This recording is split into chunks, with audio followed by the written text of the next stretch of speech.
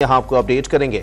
Islamabad high court में अल्लामा राजा नासिर अब्बास की jail superintendent के खिलाफ तौहीन अदालत केस की समाअत हुई है।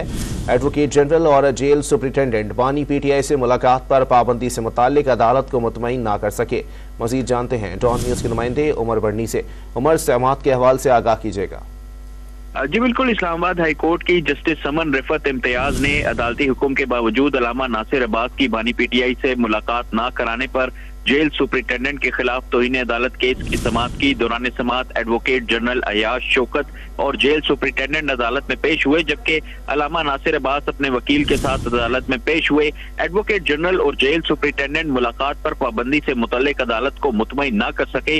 जस्टिस समन रिफत इम्तियाज ने रिमार्क्स दिए कि जेल मुलाकात पर क्यों पाबंदी लगाई, 12 बजे तक का वक्त है, अदालत को मुतमईन करें। एक तरफ कहते हैं दरख्वास्त गुजार बाहर खड़े थे, दूसरी जानिब कहते हैं कि थ्रेट था, अगर थ्रेट होगा तो क्या अदालत को भी बंद कर देंगे।